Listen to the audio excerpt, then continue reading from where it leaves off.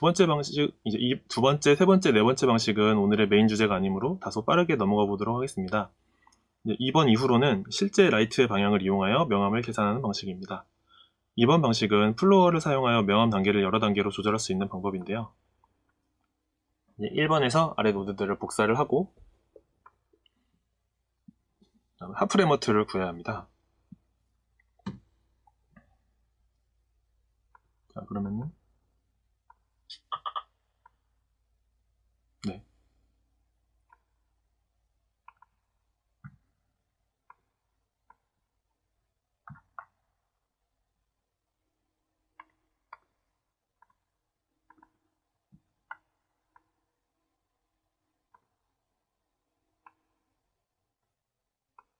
이 플로어는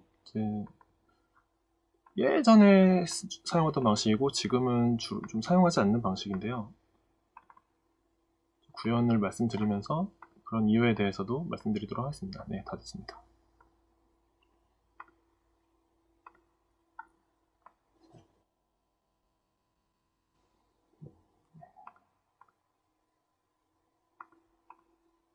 얼굴 부분이 조금 섀도우 컬러를 조금 변경해 주도록 하겠습니다.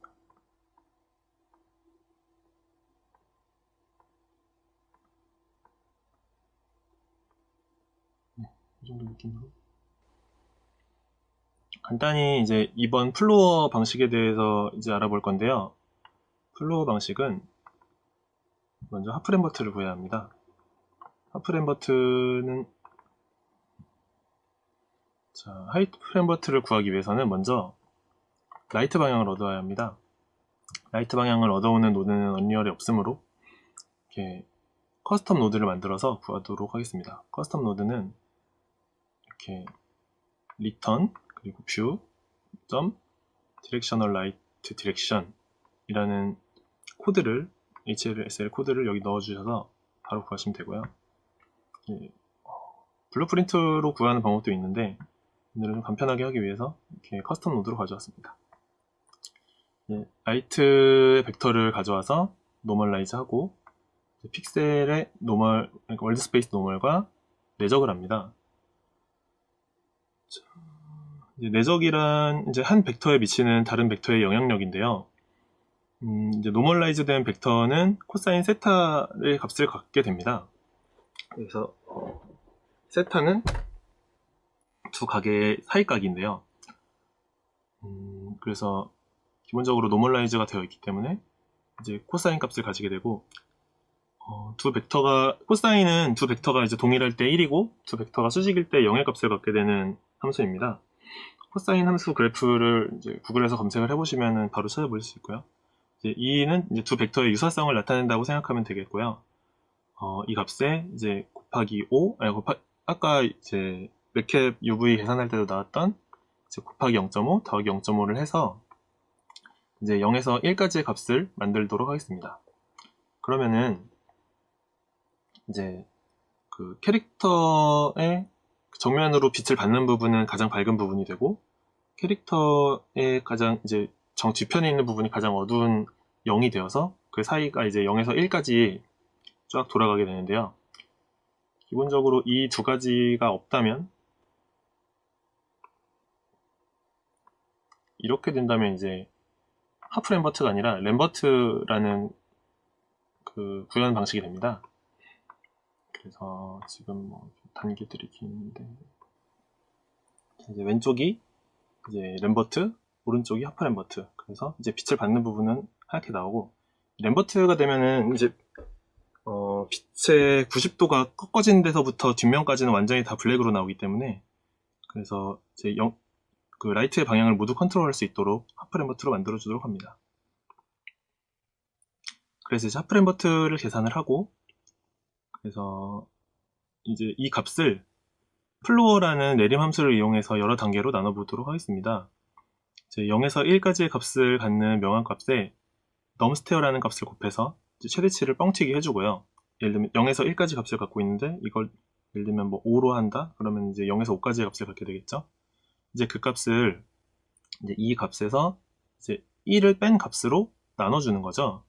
이제 이걸 하지 않는다면 이제 여기 그래프가 있는데 그러니까 예를 들면은 5를 곱해준 다음에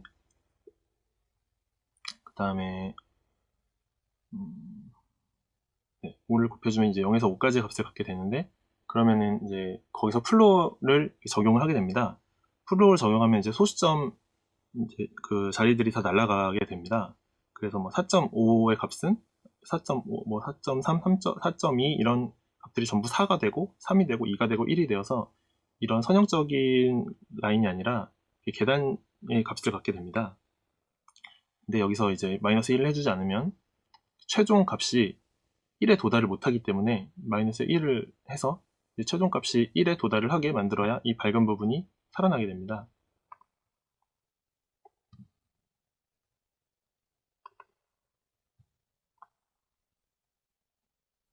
그 내용이 이 내용이고요.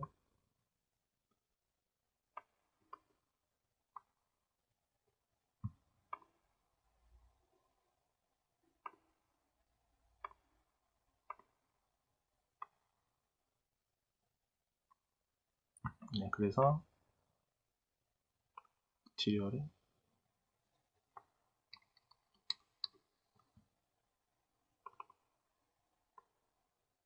얼굴 부분에 단계를 여러 단계로 만드는 만큼 더 이런 식으로 컬러를 좀 더 어두운 색으로 잘 보이게 해보도록 하겠습니다. 그래서 이 단계를 올리면 올리는 만큼 더 많은 단계들을 만들게 됩니다. 적당히 한 2단계 정도로, 네, 이렇게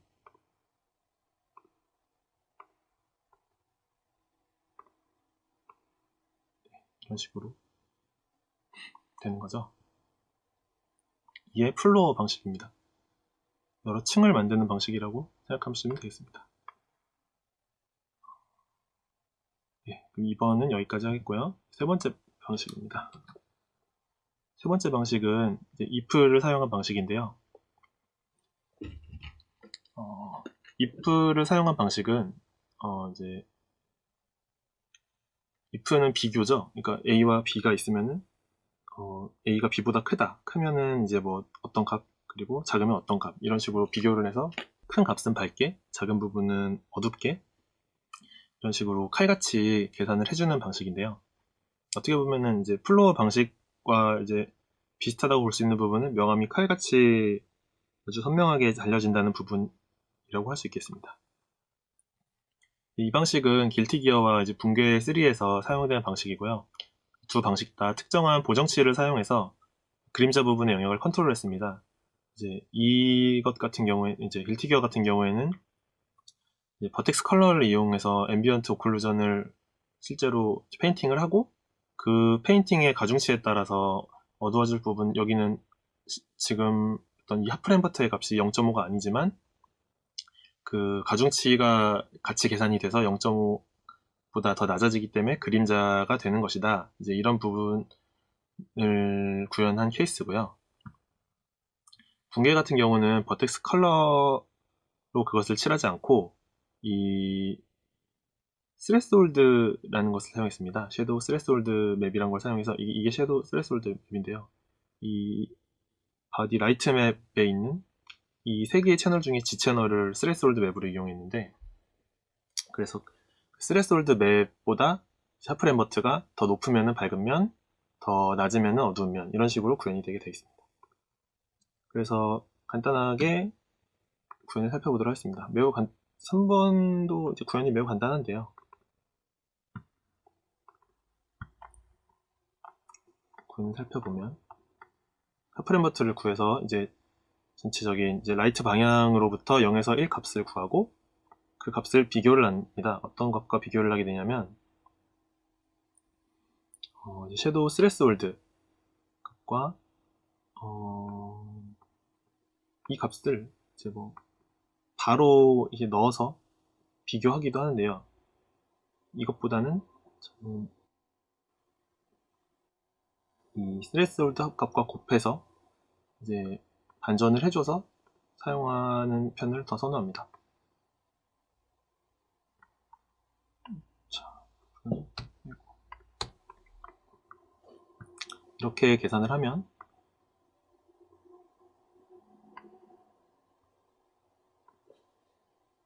다시 또 머티리얼을 변경해야 될 시간이 왔는데요.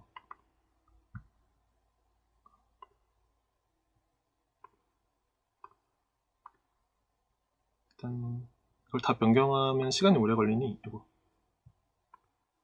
얼굴 위주로 보도록 하겠습니다.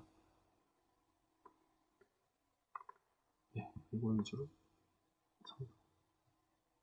그래서 지금 스트레스홀드 텍스처라는 게 없는데 스트레스홀드 텍스처를 가져와 볼게요.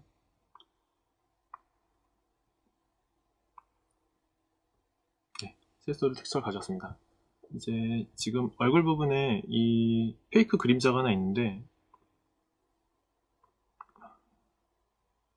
머티리얼 그것들을 이제 안 보이게 잠시 정리를 하고요. 네, 잠시 정리를 하고 그리고 이 스트레스홀드 텍스처가 이런 모양입니다. 그 디퓨저 텍스처를 보면 이렇게 이 머리 부분에 지금 그림자를 임시로 넣어 주었고요. 이 그림자를 넣어준 부분이 이제 그림자 명암에 더 추가가 되어서 이제 그 부분을 이제 더 그림자로 가중치로 인식을 하게 되는 거죠. 그래서 그 부분을 실제 명암값과 합쳐서 사용하게 됩니다.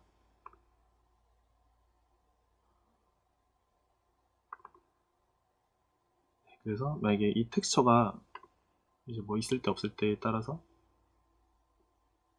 이렇게 지금 이 텍스처로 인해 명암이 추가된 걸 볼 수 있고요. 그리고 이 섀도우의 어떤 경계 범위를 뭐 늘려주느냐 줄여주느냐에 따라서 이렇게 얼굴에서 명암이 먹는 부분이 달라지게 됩니다. 그림자 컬러도 이렇게 뭐 선택할 수 있고요. 네, 여기까지 if 구현이었습니다.